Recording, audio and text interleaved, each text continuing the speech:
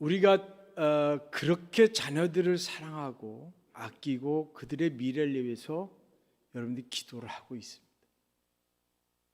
근데 조금 아쉬운 것은 우리의 자녀들이 하나님을 잘 섬기고 그 말씀대로 살도록 인도를 하고 무엇이 옳은지, 가지 말아야 될 곳이 어딘지, 가야 될 길이 어딘지를 가르치고, 그래서 이 치열한 어떤 삶의 경쟁 속에서 하나님의 자녀로서 소망을 가지고 살아갈 수 있는 길을 줘야 되는데, 오늘날에는 조금 바뀐 듯한 느낌이 들어요.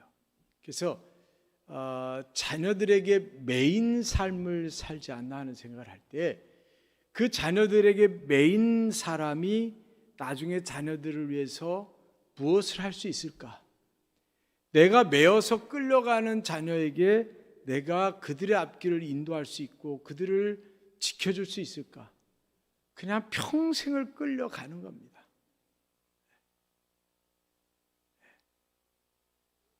예전에 예전에 어른들도 가난하지만 자녀를 엄청 사랑했잖아요. 지금도 사랑하는데, 그 당시에 어른들이 잘 못해주면서도 자녀들 엄청 사랑하고 잘 이끌었는데, 그때는 부모들이 잘 못해주니까 뭘 했냐면 희생을 했어요, 자녀들을 위해서. 근데 그 희생의 개념이 뭐냐면 매여서 끌려가는 희생이 아니라 부모가 자발적 헌신을 통해서 희생하며 그들에게 사랑을 보이면서 이끌어 주었어요. 근데 오늘날에는 같이 사랑을 해요. 부모가 자녀를 사랑하는 게 어디 있죠? 사랑해요. 그런데 선택적 사랑을 하는 거죠. 다시 말하면 내가 할 수 있는 것만 하고 못하는 건 못하고, 또 애가 해서 해달라면 끌려가면서, 매어서 끌려가면서 사랑한다고 해요. 그러니까 아이들이 나중에 크고 나면, 좀 크면 부모에 대해서 이게 베끼는 게 없어요. 여러분들이 왜 효자 효녀가 되셨어요? 네? 그 여러분의 부모들의 삶의 모습에서 희생하는 모습을 보잖아요. 뭔가 그분들이 잘 먹지도 입지도 못하면서 나를 위해서 헌신하는 것을 보잖아요, 이렇게. 근데 지금의 자녀들은 그걸 잘 못 봐요. 일부를 나한테 주는 걸로 생각을 하죠. 그래서 삶으로 주는 이게 교훈이 없기 때문에 지금 부모들이 끌려가는 거예요. 힘이 없는 거예요. 예전에는 어른들이 한마디 하면 자녀들이 거역하기가 어려웠어요. 왜? 삶으로 주는 교훈의 힘이 있었으니까. 지금은 삶으로 주는 교훈의 힘이 약합니다. 나름대로 지금의 부모들도 고생하고 힘들게 가지만 방법에 있어서 매어서 간다는 거예요. 끌려가는 게 있습니다. 그 이유는 이제 나보다 더 나은 삶을 살라고, 또 어떻게 보면 자녀들이 잘 되게 소망하면서 막 그냥 그렇게 열심히 막 하잖아요. 오늘 어린이 주일입니다. 한국교회에서 지키는 어린이 주일. 아마 어린이 주일은 세계적으로 우리나라만 있을 수도 있어요. 왜냐하면 어린이날이 일본하고 우리나라 2개 정도가 있는 걸로 알고 있거든요. 그러니까 일본은 어린이 주일이 없을 거니까 어차피 어린이 주일 우리만 있는 거죠. 그런 의미에서 우리 어린이들이 참 대한민국에 태어난 게 감사한 거예요. 할렐루야. 이게 참 큰 복입니다. 그래서 우리가 해야 될 건 뭐냐면 잠언 22장에 있는 말씀대로 마땅히 행할 길을 아이에게 가르치라. 그리하면 늙어도 그것을 떠나지 아니하리라. 마땅히 행할 것을 아이들에게 가르치는 일을 우리가 해야 되는 거예요.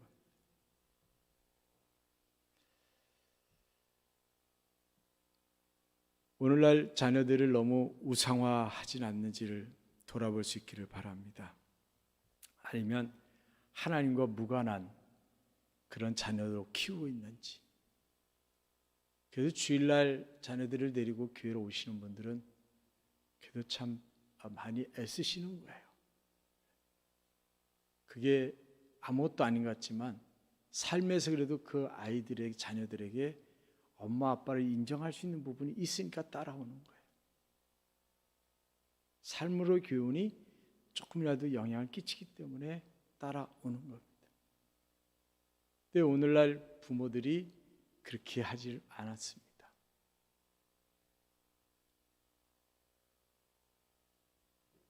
교회 빨리 갔다 와서 학원 가. 교회 빨리 갔다 와서 공부해야 돼. 학교에 일이 있으면 교회 안 가도 돼. 그 아이가 자라서 어른이 돼서는 그 기준이 한참 내려갑니다. 여러분에게 부모님들이 자라면서 들려주신 교훈들이 있잖아요. 그걸 여러분들이 지금 지키기 어렵잖아요. 반도 못 따라가죠, 사실은. 그 여러분 자녀들 역시도 여러분이 보이고 말하는 것에 반도 못 따라가는 거예요. 근데 우리가 천국이 가장 중요하고 꼭 소유해야 되는 것으로 알면서, 그렇죠? 꼭 소유해야 되는 걸 알면서 천국보다 더 큰 게 있다라는 생각을 자녀들이 갖게 만드는 거예요.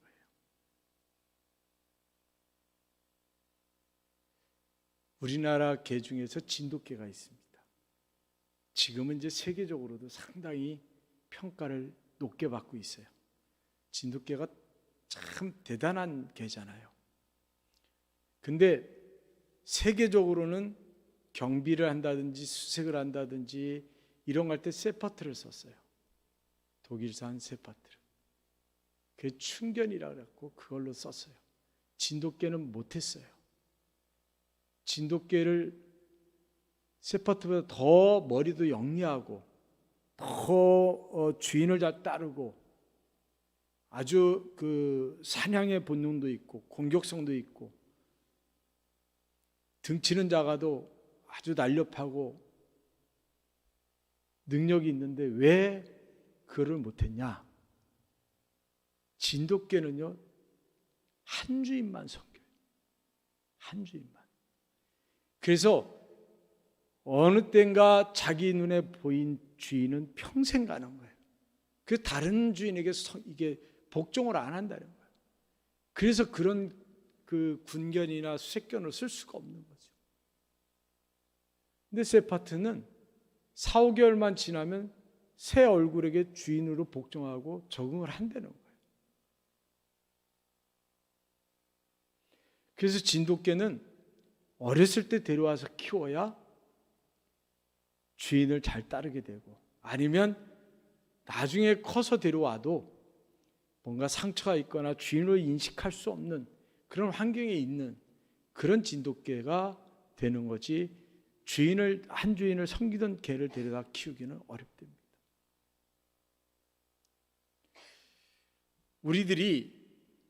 우리의 자녀들 역시도 어렸을 때 잘 키워야 돼요. 신앙으로. 그 어렸을 때 습관과 신앙생활을 잘 들이면 이 아이들이 커서도 그것을 잘 해나갈 수 있는데 어렸을 때 예수님을 만나게 해주고 예수님이 주인이 돼야 평생을 갈 수 있는데 어렸을 때 자기 꿈이 신이 되고 어렸을 때 다른 뭔가 대상이 주인이 되면 나중에 커서 예수님을 섬길까요? 안 되는 거죠. 그게 어려운 거예요. 사람은 더더욱이 쉽지가 않습니다. 그래서 모든 교육의 완성이 거의 10살 이렇게 된다 그러잖아요. 10살 정도. 10살까지가 이 아이의 어떤 인격이나 이런 것들의 삶의 방향이나 이런 것들이 결정이 된다잖아요. 그만큼 중요한 시기를 우리들이 한쪽으로 편협된 생존 경쟁에서 살아남게 하고 성공시키기 위해서만 몰아내는 게 참 많습니다. 오늘 시편 78편은 아삽이라고 하는 아삽의 마스길이라 이렇게 되어 있습니다. 아삽이라고 하는 그 레위지파에 속한 사람이고 마스길은 교훈입니다. 그러니까 아삽의 교훈이 있죠. 이들은 음악을 담당했던 사람들이고 1차 이제 그 포로 기한 때 스룹바벨과 함께 예루살렘으로 돌아와서 성전의 기초를 놓을 때 음악을 담당했던 사람들. 이들이 하나님을 찬양하는 일을 했는데 하나님을 찬양한다 해서 다 여기에 성경에 기록되는 것은 아닙니다. 그렇다면 이들이 성경에 기록됐다라고 할 때는 참 우리들이 좀 귀감이 되는 거죠. 절대적 하나님의 말씀이죠. 여기에는 언약을 담고 있다는 거예요. 하나님의 언약을 담고 있기 때문에 성경에 들어온 거죠. 그래서 오늘 보면 하나님 말씀에 귀를 기울이라 1절은 그렇게 되어 있습니다. 본문은. 또 2절에는 비유를 베풀어서 하나님의 구원의 비밀을 또 얘기하라는 거죠. 그리고 선조들이 전해준 것을 후대에게 전하라는 것이고 뒤에는 그 뒤로는 이제 이스라엘 백성들과 그 언약을 맺으시고 그 언약을 지킬 뿐 아니라 후대에도 전달해야 됨을 말씀을 하고 있습니다. 성경은 하나님에 대한 말씀입니다. 할렐루야. 그래서 하나님께서 이 말씀을 기억하고 사는 자들에게 놀라운 능력으로 함께 하시고 역사해 주신다는 거죠. 그래서 우리 어린이들뿐 아니라 우리 자손들이 하나님의 은혜 속에 소망을 가지고 살아갈 수 있도록 보호하시고 인도해 주시는 거예요. 근데 우리들이 내가 어떻게 하려고 하는 게 의욕들이 너무 강해요.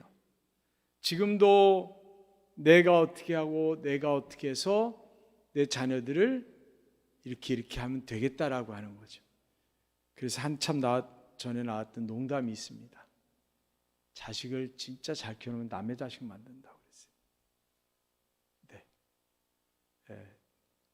자식을 진짜 잘 키워놓으면 남의 자식 된다고 그랬어요. 그래서 저는 좁은 소견에 옛날 어른들이 왜 장남은 집에다 놓고 농사짓게 했는지를 돌아보면 이게 민족의 지혜가 있는 것 같아요. 민족의 지혜가. 이야, 장남이 그냥 부모를 모시고 섬기고 순종하고 그게 딱 있으면 그 가문이 그 집안이 그냥 딱 중심이 되잖아요. 그래서 그게 또 조상의 지혜인가 싶기도 한데 하여튼 요즘 세대는 뭐 그런 걸 넘어가니까 뭐라고 할 수는 없지만 우리들이 나의 삶뿐 아니라 내 자녀들 후손들의 삶의 중심이 있어야 되는데 그게 뭐냐? 그게 예수 그리스도예요. 예수 그리스도가 중심이 돼야 돼요. 여러분 작게 여러분의 가정을 보면 애들이 이렇게 되고 나중에 이렇게 막 생각하잖아요. 그러면 우리나라를 보세요. 우리나라를 보면 우리나라가 막 이렇게 막 좁아 막 이러죠. 세계를 보세요. 세계를 보면 환경 파괴로 난리고 지금 사람 피해서도 막 플라스틱이 나온다잖아요. 미세 플라스틱 나오고 난리래잖아요. 그러면 이게 각종 병과 여러 가지가 있단 말이에요. 그래서 어른도 녹아가고 있고 해서 언제쯤 뭐가 되고 막 이런 환경적으로 멸망이 올 것처럼 막 얘기를 해요.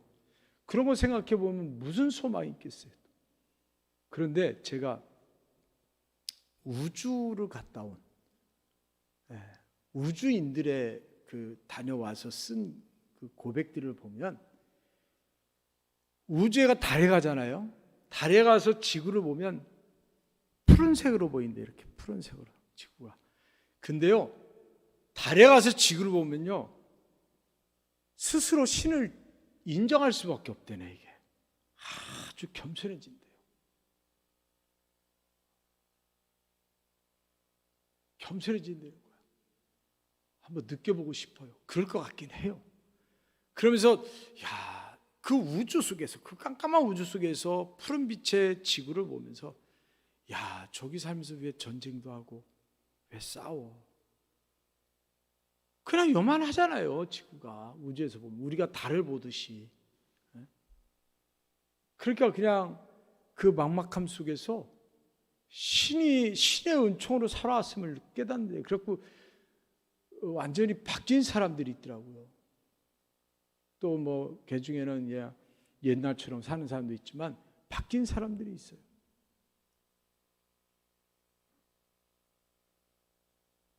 그 사람 표현을 뭐 까먹었지만 하여튼 예를 들면 포악한 개 같은 삶에서 그래도 포악하는 빠지고 이제 개 같은 삶을 산다, 뭐 이렇게 표현할 정도 자기를 이제 그렇게 뭔가가 우주에 한번 갔다 오고 나서 겸손했다는 거예요. 그러니까 여러분의 시야를 넓게 가지세요. 우주적 시야를 가지세요. 왜? 하나님의 시야나 예수 그리스도의 시야가 넓다는 거죠. 근데 우리가 자꾸 인간의 시야를 갖고 자꾸 내 해서 이렇게 좁히니까 하나님과 예수 그리스도의 말씀을 내가 뭔지는 아는데 받아들일 수가 없는 거예요. 공감할 수가 없는 거예요. 그걸 공감해야 되는데, 공감은요, 같은 생각이나 방향이나 그것을 공유할 때 공감이 됩니다. 그게 한 달에 100만 원 버는 사람들끼리 얘기하는 거하고 한 달에 10,000원 버는 사람들끼리 얘기하는 게 다르잖아요. 10,000원 버는 사람이 100만 원 버는 사람하고 얘기하면 이해가 안 되는 게 많습니다. 무슨 말인지는 아는데 이해가 안 되는 거예요. 시야도 마찬가지입니다. 그러니까 우리는 좁은 시야를 자꾸 벗어나야 되는데, 벗어나야 됩니다.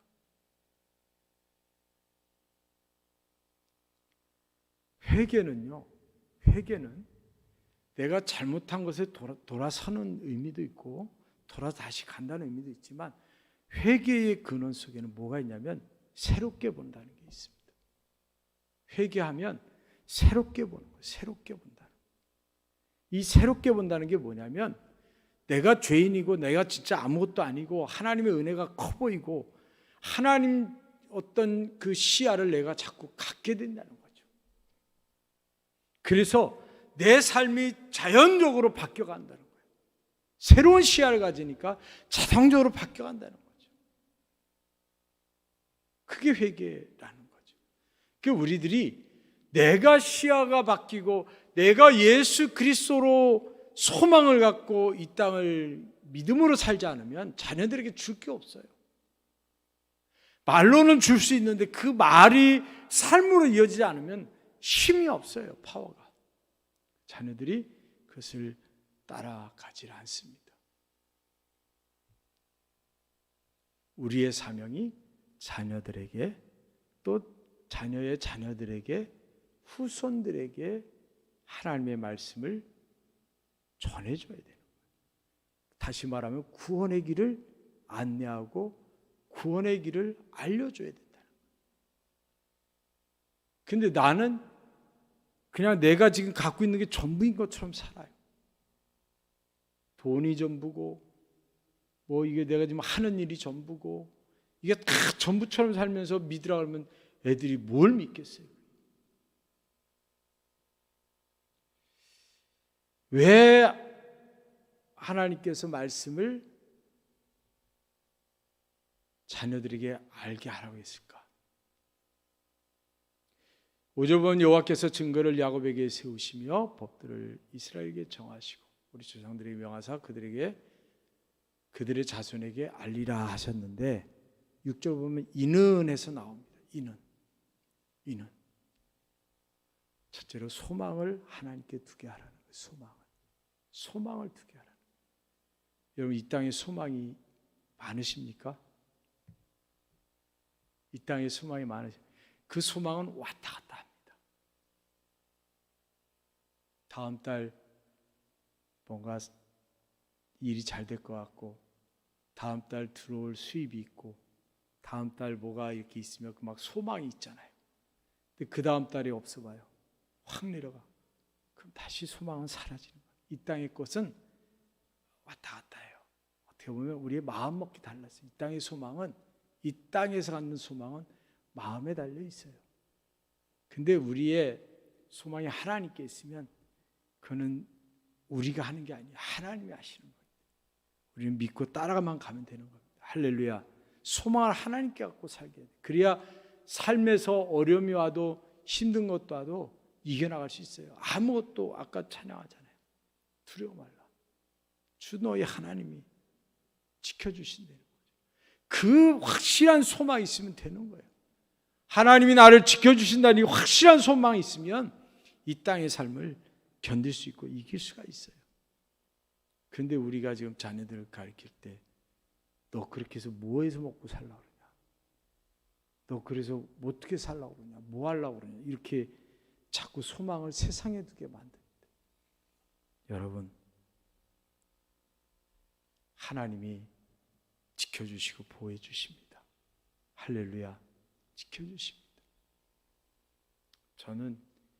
저도 예전에는 엄청난 인생관에서 앞을 보고 달렸던 사람이지만 사람이 많이 올라가면 떨어지는 게 많습니다. 내 능력껏 올라가야 된다는 거예요. 근데 그 능력을 어떻게 할 수 있느냐? 사람이 몰라요. 하나가 되면 둘을 하고 싶고 둘 하면 셋 하고 싶어지고. 하나님께 있는 거예요. 그래서 하나님께 있는 거예요. 그래서 하나님의 뜻에 순종하고 하나님께 맡기고 가야 내가 편안하게 갈 수가 있는 거예요. 안 그러면 과부하가 걸리든지 너무 바둥바둥 견디려고 힘들게 하다 보면 그러고 살다 보면 60, 70대 있어요. 그러고 돌아보면 뭐 하나 제대로 된 추억이 없는 거예요. 뭐 하나 제대로 된 추억이 하나도 없어요. 근데 그렇게 자녀를 키워놓으면 내가 나중에 노년에도 소망이 있어야 되는데, 죄송한 얘기인데 잘 키워놔도 나중에 혼자더라고요. 잘 키워놔도 혼자예요. 대부분들 그러시더라고요. 혼자예요. 외로워요. 어떻게 보면 잘 키울수록 더 혼자가 돼요.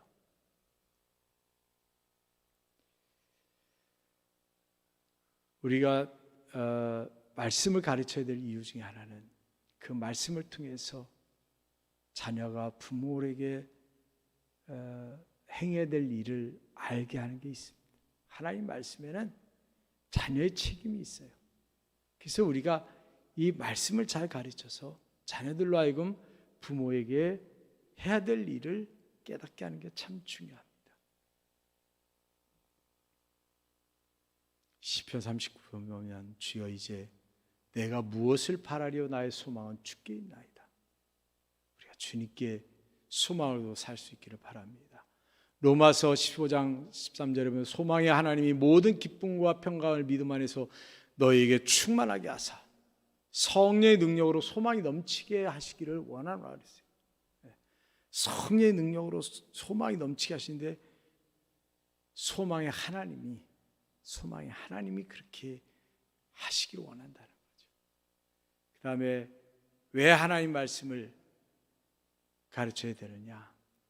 하나님이 행하신 일을 잊지 않고 그의 계명을 지키기 위해서, 하나님이 행하신 일을 기억하지 않는 것, 내 가정에 행하신 일, 또 부모에게 행하신 일을 자녀들이 알아야 돼요.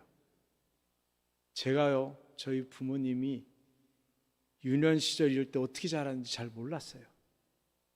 부모님의 친구들을 만나니까 좀 알겠더라고요. 형제들도 잘 얘기를 안 해줘서 몰라요, 사실은. 그래서 저희 아버지 어머니가 어떻게 예수님 만났는지를 몰랐어요, 잘. 그냥 원래 믿으셨는 줄 알았어요. 근데 그 어렸을 때 교회를 다니면서 그 외할아버지의 반대 속에서도 교회를 다니고 또 아버지가 교회 나가게 된 이유며 이런 것들을 듣게 되는 거죠. 그러면서 하나님이 우리 부모님에게 행하신 일을 내가 본므로 인해서 하나님은 나에게도 그렇게 하시겠다는 그런 믿음을 더욱더 갖게 되는 거예요. 내가 그런 거 모르고 믿음을 갖는 거 더 좋겠지만 우리 약하잖아요. 그러니까 하나님이 이렇게 하셔서 우리 가정을 이끌어 오셨구나. 그러면 지금까지도 하나님의 계획 속에 왔으니까 앞으로도 계획 속에 갈 것이고, 또 나뿐이 아니라 내 자녀에게도 그 하나님은 살아계셔서 역사하실 것이다라고 하는 것을 더욱더 깨닫게 되지요. 그리고 고백하게 되는 거예요. 그 여러분들이 가정에 행하신 하나님의 일을 알려야 되는 거예요. 알리고 그것을 공유하게 하는 거죠. 못 들은 척해도요, 다 얘기하면 나중에 다 기억을 합니다. 어느 땐가는 그것을 알고 있습니다. 여러분, 자녀를 사랑하는 방법이 여러 가지 있을 수 있습니다. 그러나 믿음 안에서 살아야 되는 것을 여러분 분명히 아시기를 바랍니다. 믿음을 떠나서는요, 세상적 성공을 해도요, 모르겠어요. 저는 제가 볼 때 우리나라에 이렇게 좀 고위직 아니어도 그냥 뭐 군수 시장 뭐 이런 거 해도 한쪽에서 욕 먹고 한쪽에서는 또 이렇게 또 괜찮다고 그러고 그러잖아요. 다 자기 편은 없잖아요, 어차피. 그러면서 그 자리에 있으면서 뭔가 욕심을 채울 수 있으니까 있는 거죠, 사실은. 희생적으로 그 일을 하는 사람이 많지가 않죠. 외국처럼 우리나라 국회의원도 자기 직업 가지고 국회의원직 하면서 봉사직으로 하라면 안 할 거래 아마. 간이 침상에서 자가면서 자기 직업 있잖아요, 그대로. 제가 지금 유럽 쪽인데 기억이 안 나지만, 근데 그 사람도 자기 직업 가지면서 국회의원직을 해요. 봉사직으로. 자전거 타고 다니고 뭐 하면서. 그러다가 업무용으로 쌓인 마일리지 개인적으로 쓰면 탄핵감이 되고. 우리나라 국회의원들 그렇게 하면 안 하죠. 그럼 안 하면 할 사람이 없느냐? 할 사람이 또 있어요. 다 이 욕심에서 비롯된 건데, 그게 우리에게도 다 영향이 간다는 거예요. 왜? 위에 있기 때문에 영향이 가는 거예요. 이렇게 내려오는 거예요.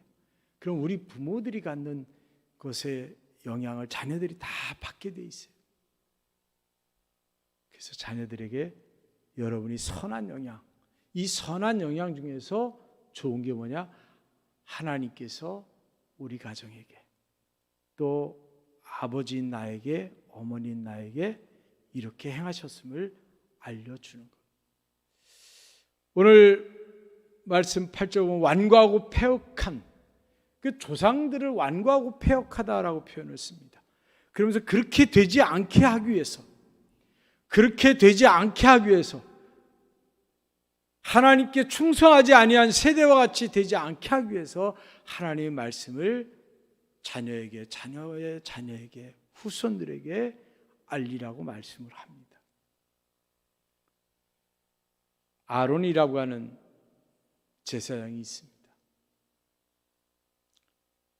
내가 그의 집을 영원히 심판하겠고 그에게 말한 것은 그가 아는 죄악이니, 죄악 때문이니 이는 그가 자기 아들들이 저주를 자청하되 금하지 아니하였습니다. 아는 죄악을 범하고 있는데, 그래서 그 아들들은 하나님의 저주를 자청해서 막 죄를 범하니까 하나님 떠나서 자청하고 있는데 그 아비가 그것을 막지 않았다는 거예요. 알면서도 막지 않았다는 거예요. 거기에 책임을 물어서 가문을 멸하고 자녀들을 죽입니다.